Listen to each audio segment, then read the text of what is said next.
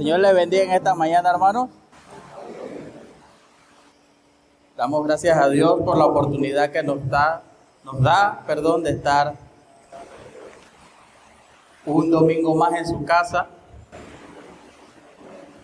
El día del Señor podamos celebrar como hermanos que Cristo resucitó y que mora entre nosotros. No sé por qué a todos los que les digo que estoy nervioso no me creen.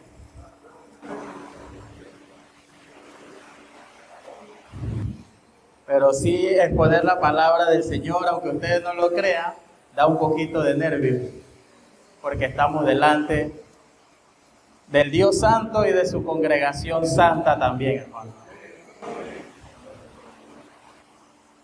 Así que le pido que inclinemos nuestros ojos, ahí, nuestro rostro ahí donde estamos y podamos pedir en oración que el Señor con su Santo Espíritu nos guíe para que podamos hablar conforme a su palabra y conforme a su propósito y su voluntad.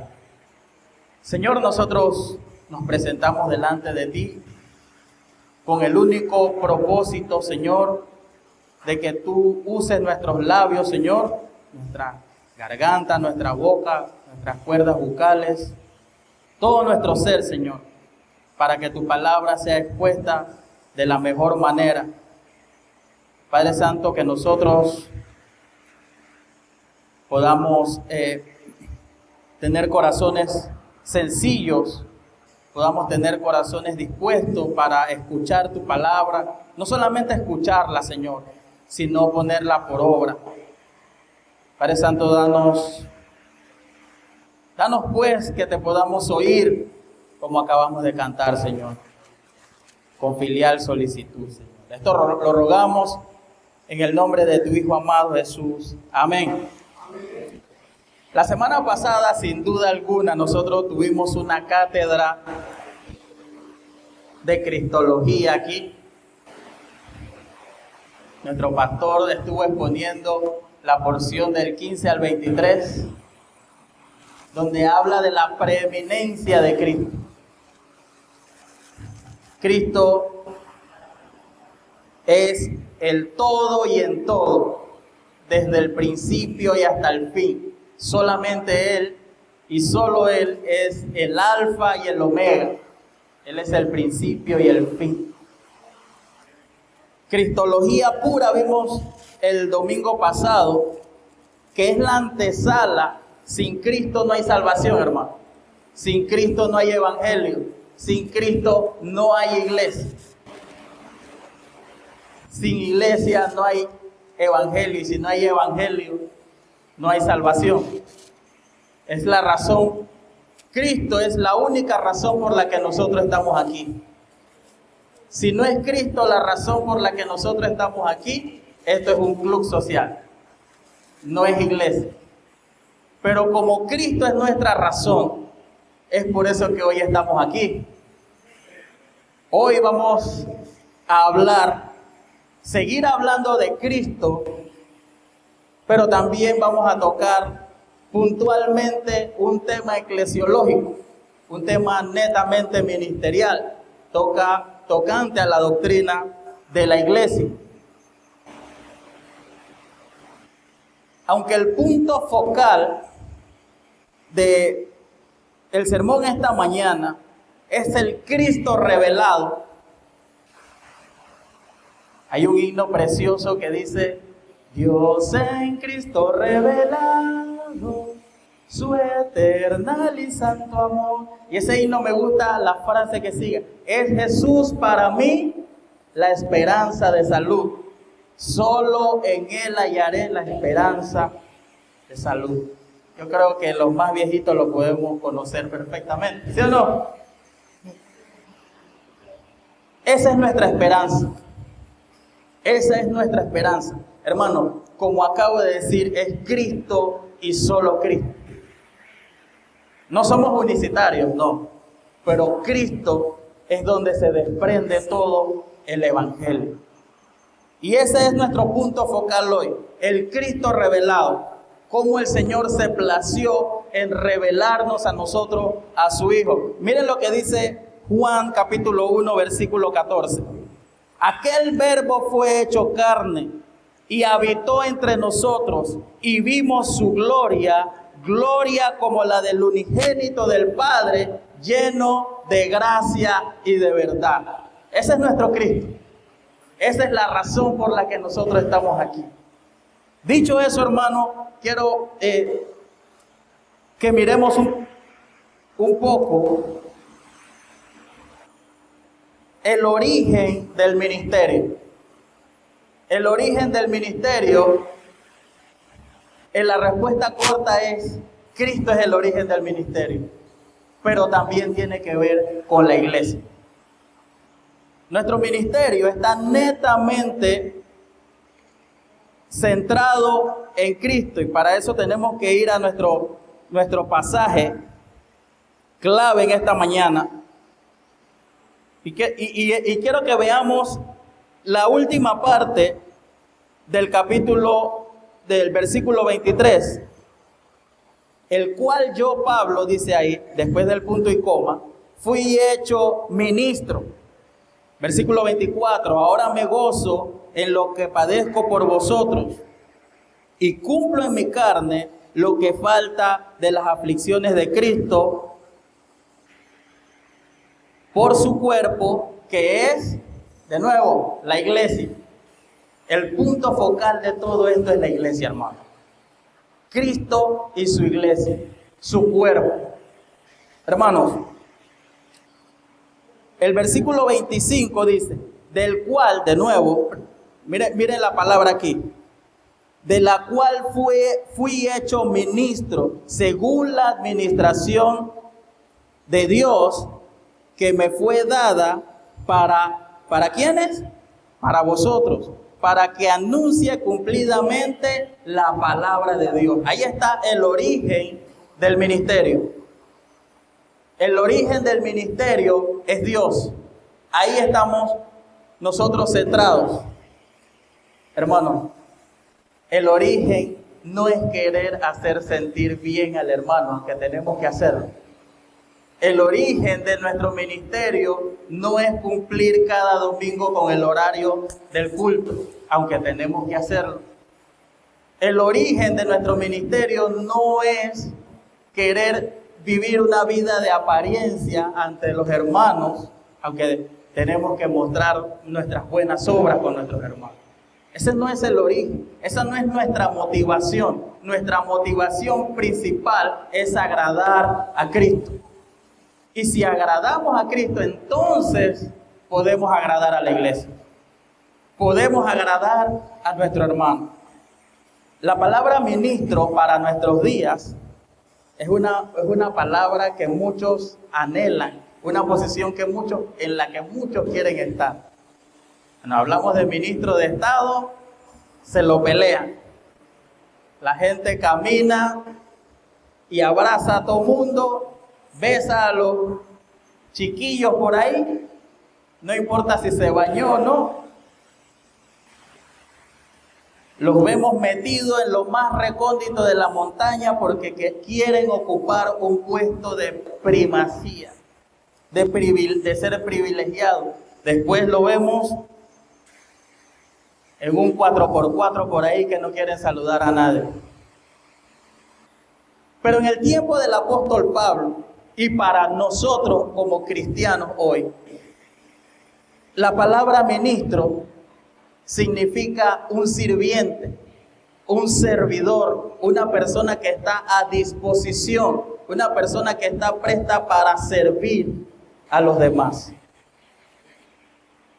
No a ser pisoteado, sino a despojarse. Esta palabra también tiene que ver con la palabra diáconos, que es una posición de servicio, hermano. Es una posición de servicio. Y si nosotros no vemos nuestro ministerio como una posición de servicio, hoy el Señor nos está alumbrando. Para que veamos que nosotros, nuestra posición en la iglesia, como ministros de Cristo, es para servir al cuerpo de Cristo. No para servirnos a nosotros mismos. Los ministros de Estado se quieren servir a sí mismos y a sus amigos. Nosotros no. Nosotros queremos servir a los demás. ¿Se acuerdan lo que dijo el Señor Jesús? El que quiera ser mayor en el cielo, ¿qué tiene que ser? El servidor o el menor entre sus hermanos. Ese es el origen del ministerio. Esa es la motivación del ministerio. Ese es el todo del creyente. Servir a su hermano. La pregunta sería, ¿cómo estamos mirando nosotros nuestra vida cristiana hoy? ¿Cómo estamos mirando nuestro ministerio hoy? ¿O somos meramente consumidores de sermones? Consumidores de escuela dominical. Consumidores de domingo en la mañana. Consumidores de los miércoles. ¿Somos meramente consumidores o somos verdaderos siervos de Cristo? ¿Somos verdaderos siervos de Cristo o meramente consumidores? Hermano, un consumidor solamente se sienta a ser servido. Yo voy a consumir en un local y me sirven a mí, porque estoy pagando por ese servicio, para que me sirva. Pero aquí no. Aquí el mayor sirve a los hermanos. Amén. Ese es el origen de nuestro ministerio. Aquí nosotros estamos para servirnos los unos a los otros, en amor.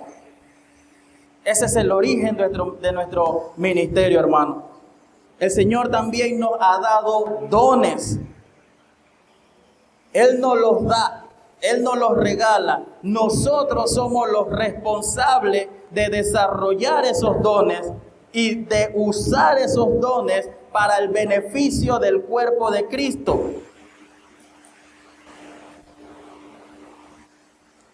Cristo nos colocó, hermanos, en una comunidad de creyentes para que sirvamos a los hermanos. Yo he repetido eso muchas veces en esta mañana porque quiero que se quede en nuestra mente. Hoy en día nosotros vemos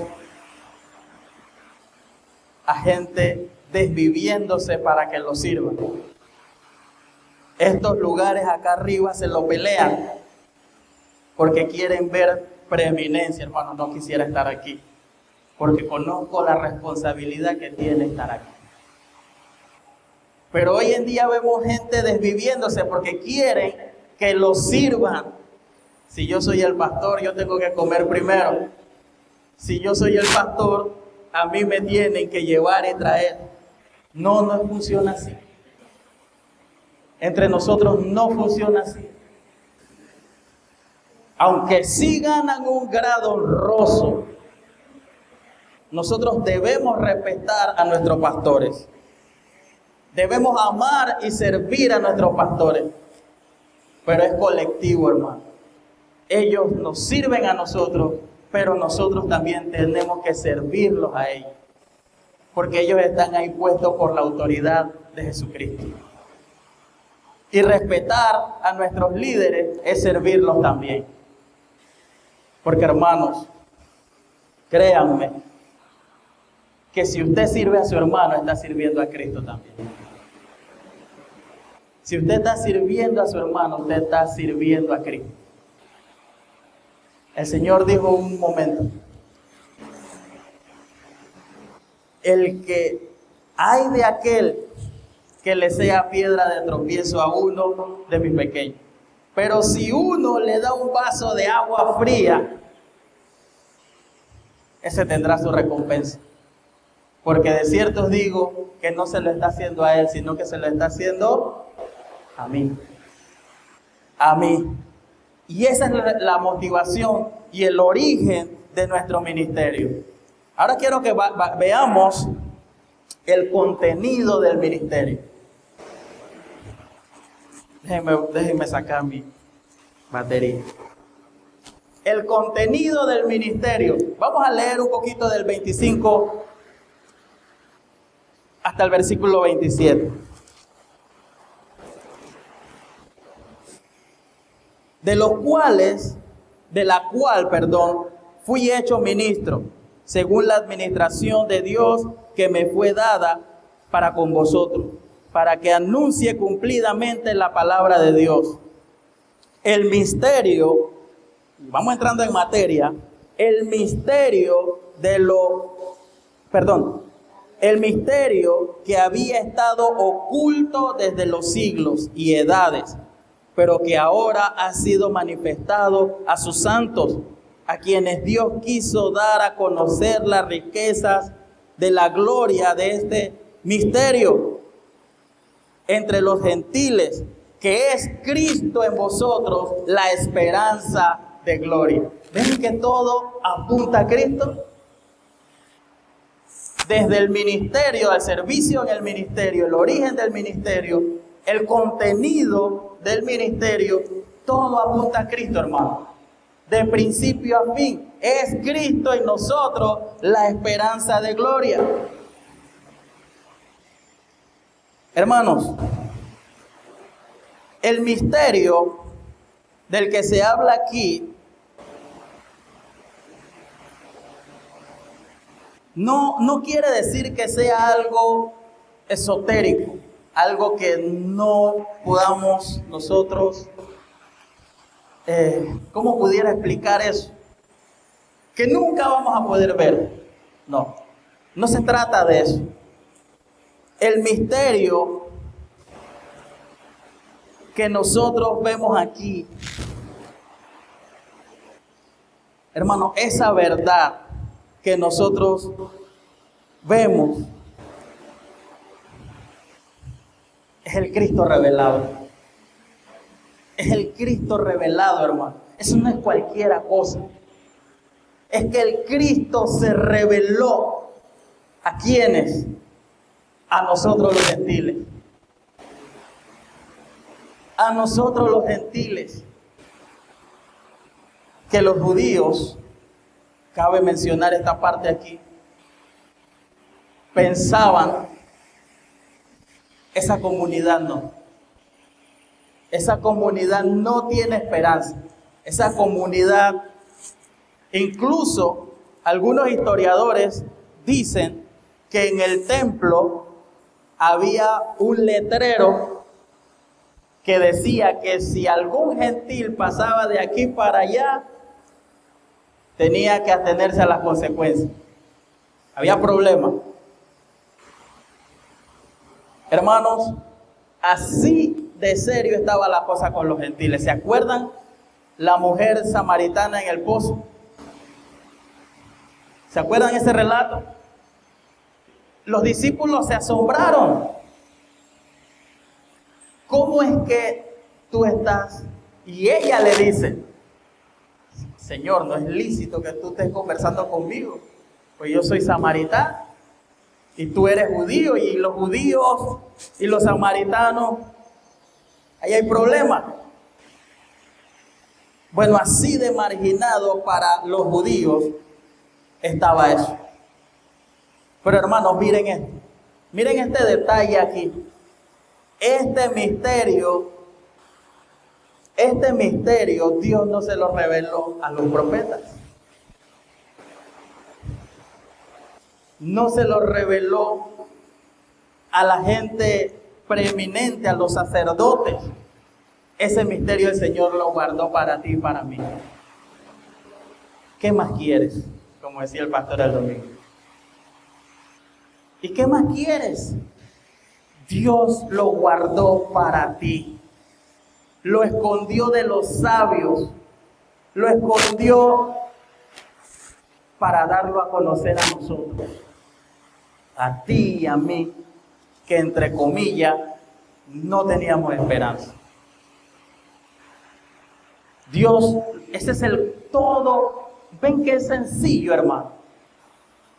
El misterio y el evangelio es tan sencillo, pero con una sencillez que si tus ojos están velados no lo puedes ver, a menos que Cristo te lo revele. Y el privilegio que tú y yo tenemos hoy es que nos lo está revelando. Ese es el gran privilegio que tenemos tú y yo hoy, que el Cristo se nos está revelando en esta mañana, o que se nos ha revelado ya. Y la pregunta sería, ¿cómo vamos a responder a eso? Si se nos reveló hoy, ¿vamos a acudir en fe y en arrepentimiento? ¿O vamos a ser como Faraón, a seguir endureciendo nuestro corazón? Hebreos dice, si oyes hoy su voz, no endurezca tu corazón, no lo provoques. Acabamos de leer en el Salmo 145, el Señor va a destruir a los impíos. El Señor va a destruir a los impíos. ¿Qué estamos haciendo con ese misterio? Vamos un momentito a la Biblia. Mateo 13, 17.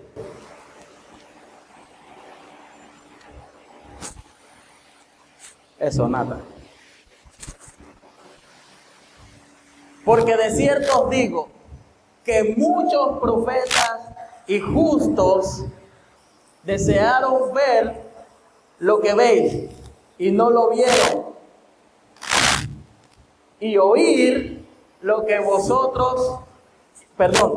oír lo que oís y no lo oyeron. ¿Se entendió clarito ese texto? Los profetas y justos, ellos desearon ver al Cristo revelado.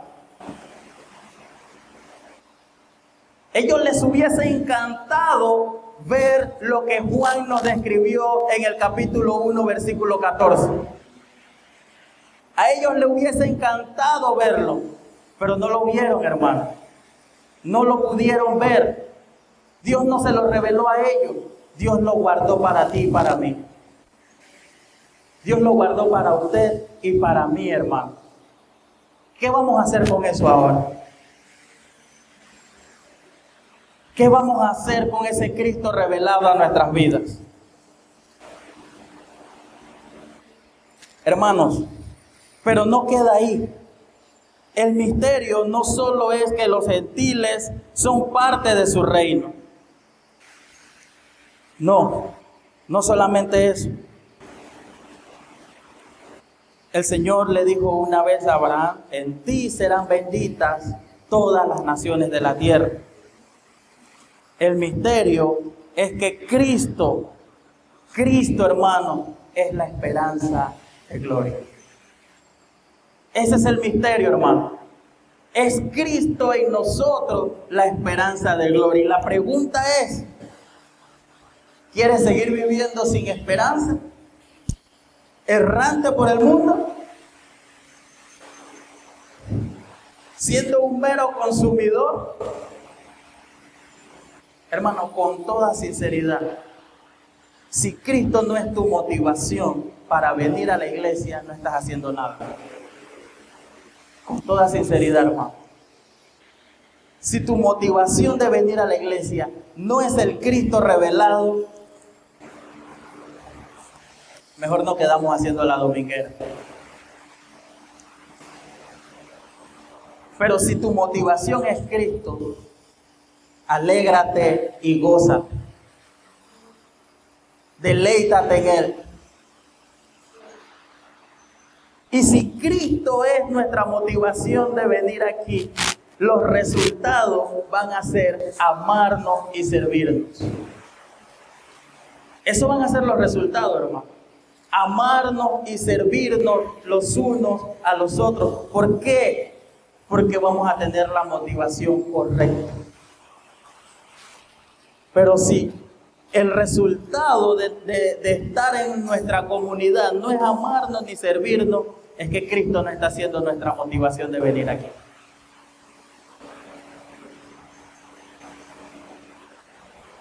Si entre nosotros hay rencillas, malos tratos, no hay incluso perdón, Cristo no es la motivación, no está siendo la motivación de venir aquí. No está siendo la motivación. El apóstol Pablo escribió, si os mordéis No recuerdo bien el pasaje, pero si os mordéis, miren que no se consuma. ¿Qué quiere decir eso? ¿Va a haber conflictos? Sí, pero debe haber perdón inmediato. No para mañana y pasado, inmediato. Porque el Espíritu nos guía a Cristo. Ese es el otro punto. Si el Cristo revelado es nuestra esperanza, no solamente es la razón de ir a la gloria, sino que Él es la gloria. Y eso lo es todo. Y esa gloria mora en nosotros. Cristo se nos reveló. Creímos en Cristo. Fuimos regenerados. Fuimos justificados. Ahora la gloria de Cristo mora en nosotros. Pero miren la connotación de esto. La presencia del Señor, cuando se inauguró el tabernáculo, yo sé que ustedes lo han leído, ustedes son muy buenos lectores de la palabra del Señor, digo yo.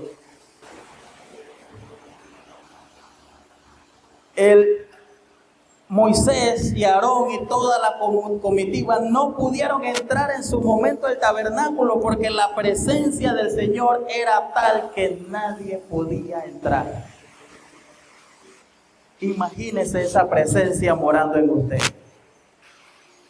Esa presencia lo debe, hermano, no tengo ni palabra para explicar eso. Pero imagínese esa presencia morando en usted. La presencia que estaba en el Sinaí. Nadie podía ni siquiera ver el rostro de Moisés, porque había estado en la presencia del Señor. Imagine que esa presencia mora en usted. Y que esa presencia mora en mí. Esas son las connotaciones del Cristo revelado. Hermano, y ligeramente, hermano, nosotros cantamos, Dios está aquí, tan cierto como el aire que respiro. Y lo cantamos muy ligeramente. Y a veces desconocemos la connotación de la presencia del Cristo revelado y que mora en usted y en mí. Cristo mora en mí, pero me voy a bajar de la cruz y le voy a decir sus 4 verdades. Arrepiéntase. Si ha pensado así de alguna manera. Amén. Hermanos,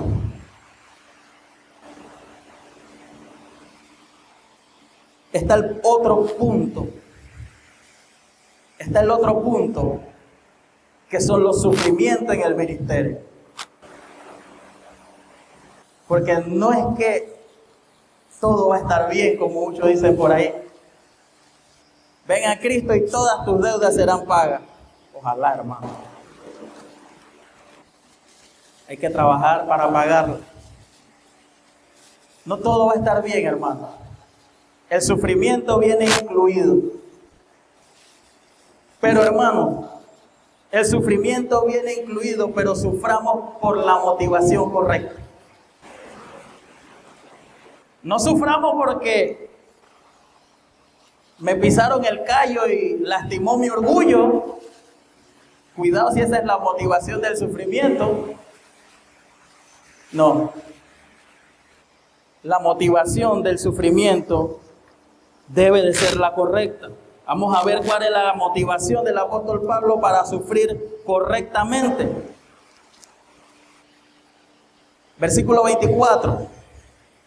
Ahora me gozo en lo que padezco por vosotros y cumplo en mi carne lo que falta de las aflicciones de Cristo por su cuerpo, que es la iglesia.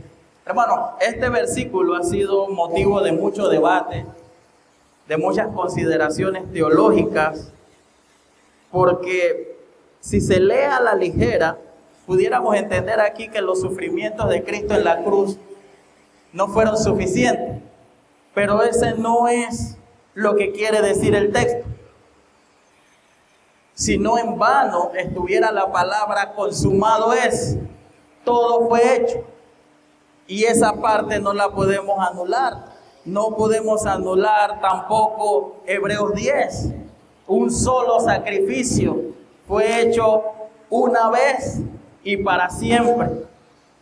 El sacrificio de Cristo en la cruz es suficiente. Es suficiente. Eso no es lo que el texto quiere decir.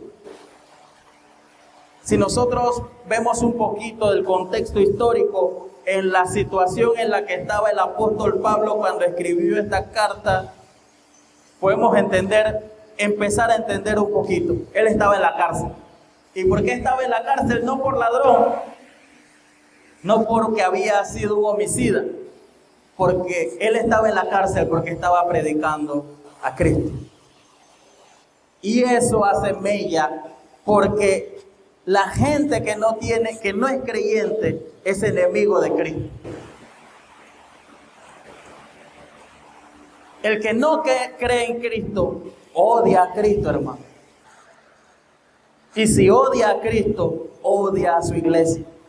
Porque su iglesia es el cuerpo de Cristo. Y entonces, como Cristo no está aquí, físicamente hablando, aquí está la iglesia. Entonces, vamos en contra de la iglesia. Cuando el apóstol Pablo va camino a Damasco, ¿qué iba a hacer? Iba persiguiendo a la iglesia. El Cristo se le revela, lo tumba del caballo. Ven que todo es el Cristo revelado. Ese es el centro, ese es el núcleo. El Cristo revelado. Se le revela el Señor, lo tumba del caballo. La respuesta de Pablo: Señor, ¿qué quieres que haga? Señor, ¿qué tú quieres que yo haga? De nuevo, ¿cuál es tu respuesta ante el Cristo revelado? Nosotros acabamos de ver la respuesta de Pablo. Se le reveló el Cristo. Señor, ¿qué quieres que yo haga? ¿Cuál es tu respuesta ante el Cristo revelado? ¿Qué quieres que yo haga? ¿O yo seguiré haciendo lo que me da la gana? Esos son detalles, hermano, y palabras fuertes que nos debe poner a meditar, que nos debe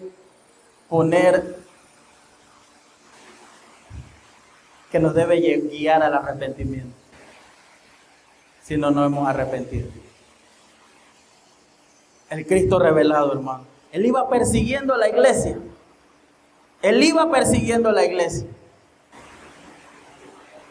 Y el Señor lo tumba del caballo y le dice: Saulo, Saulo, ¿por qué me persigues? Y él iba persiguiendo a Cristo. Pastor, ¿iba persiguiendo a Pablo a Cristo? Él iba persiguiendo a la iglesia, pero ir en contra de la iglesia es ir en contra de Cristo. Ir en contra de la iglesia es ir en contra de Cristo. Y eso es lo que está haciendo el mundo ahorita. Ir en contra de la iglesia sin darse cuenta que están yendo en contra de Cristo. Hermanos, mucho cuidado si entre nosotros hay quienes están yendo en contra de la iglesia. Porque entre nosotros también se puede dar el caso.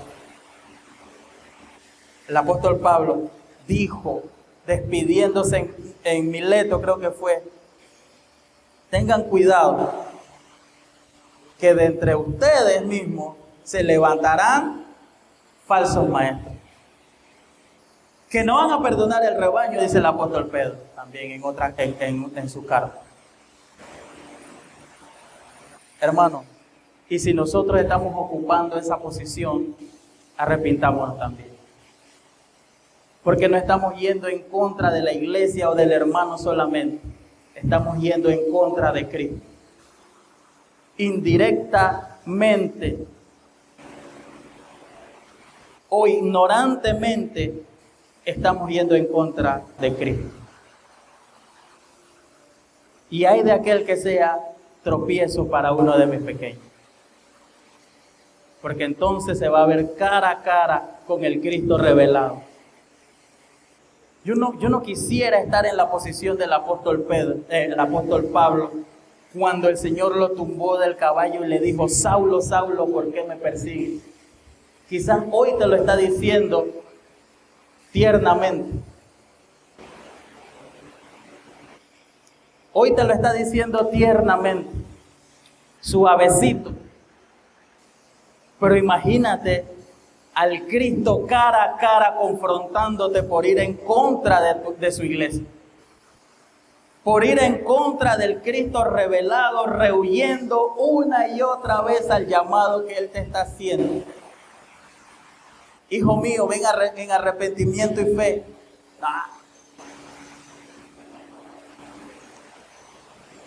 Hermanos, debemos hacer una pausa. Debemos de hacer una pausa aquí y ver en qué posición estamos. ¿Hemos visto al Cristo revelado o no? ¿Hemos experimentado al Cristo revelado o no?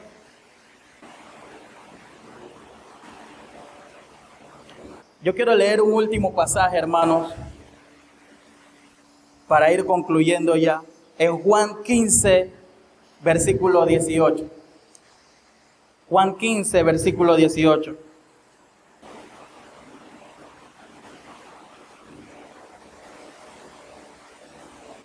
Si el mundo os aborrece, sabed que a mí me ha aborrecido antes que a vosotros.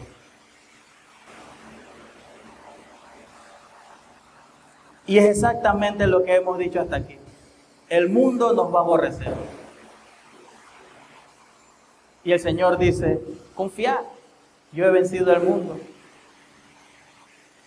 Nosotros vamos a sufrir en este mundo. Pero créanme que es Cristo en nosotros la esperanza de gloria. ¿Y qué más quieres? ¿Qué más quieres? Si es Cristo en ti la esperanza de gloria. ¿O todavía estás esperanzado en la lotería que juega ahora? ¿Eso es tu esperanza? No debería. ¿Es tu esperanza el trabajo que tienes? ¿El dinero que tengas? No. Es Cristo en nosotros la esperanza de gloria. El Señor le dijo a un hombre una vez, un hombre rico. Él decía: alégrate, alma mía. Vamos a tumbar estas bodegas y vamos a hacer más grandes. Y el Señor le dice: necio, ¿no sabes que más luego vienen a pedir tu alma?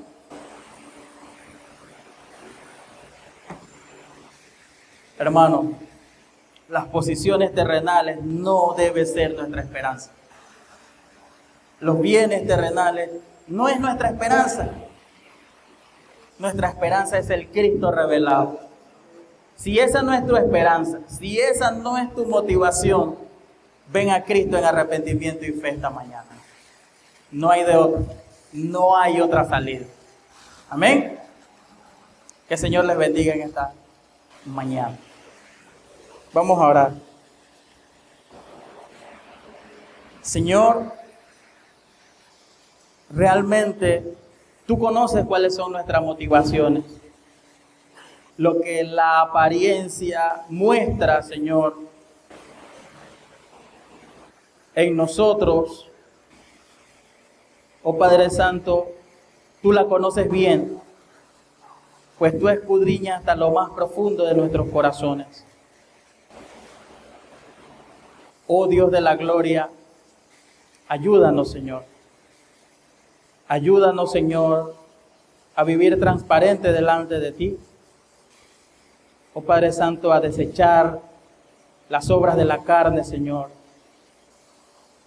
y a verte a ti, Señor, que en esta mañana te nos has revelado nuevamente, Señor.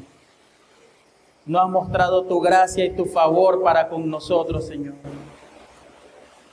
Padre Santo, ayúdanos a vivir para ti, Señor. Ayúdanos a poner esta tu palabra por obra, Señor. Ayúdanos, Señor. En el nombre de nuestro Señor Jesucristo, dejamos este tiempo en tus manos y que la gloria y la honra sea para ti, Señor. Amén.